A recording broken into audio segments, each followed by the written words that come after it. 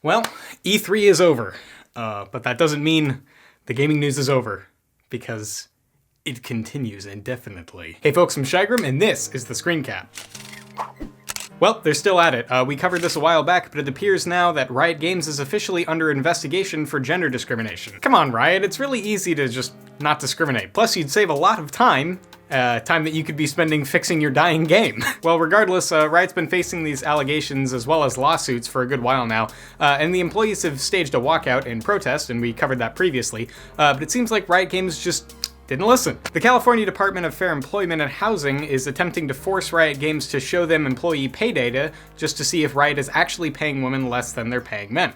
Yikes. Riot has refused to voluntarily give that data in the past, but now with the government involved, it seems like they won't really have a choice, will they? A while back, Riot said they would put more effort in to right these wrongs, but it seems like that was just all talk. If Riot isn't paying their female employees fairly, then they're in some real deep trouble. Let's just hope that they, abide by the law, which says that, you can't discriminate.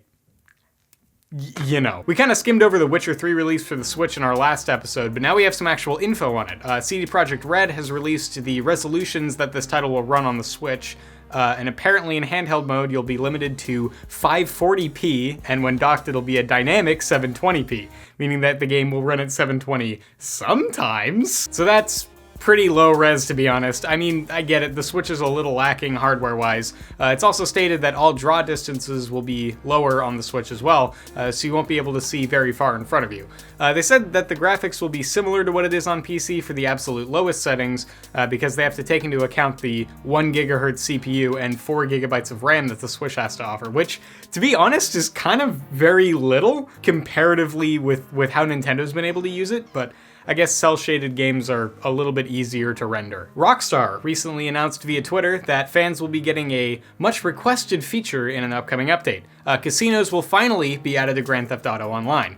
This was somewhat tricky for Rockstar to pull off since players can buy in-game currency for real-world money, and that would create some pretty big issues considering you could gamble that.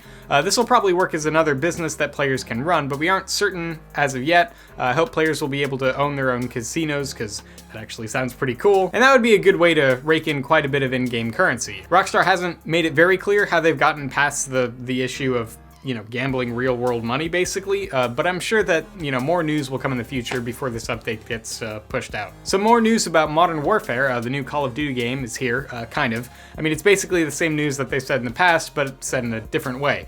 They once again say that their goal is to show the realities of modern war from both sides, but that some things, though real, cannot be shown in the final version of the game. A lot of people are getting mad that they're, dumbing down how, Infinity Ward's vision or whatever, but it's like, I mean, there's only so much you can do before you're just being edgy for edgy's sake.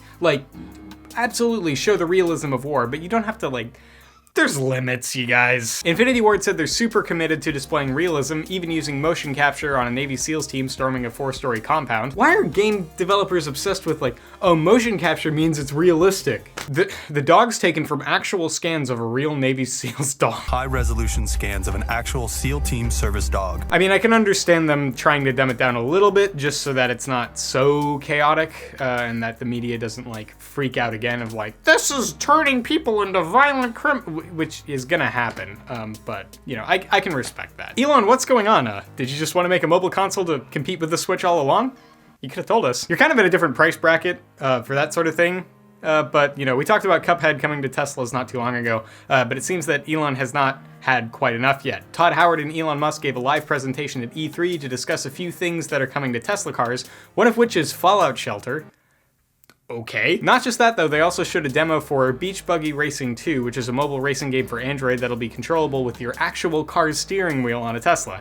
And no, not just that. Best of all is that YouTube will be coming to Tesla cars, so you can watch YouTube videos in your car. Obviously when the car is not in motion, because, But oh no, Musk and Todd teamed up. Does that mean that Todd might announce Skyrim for the 80 millionth time?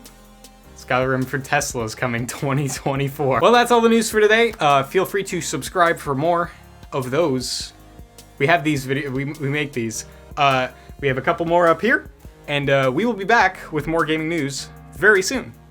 So stay tuned for that. Love you guys. Take it easy.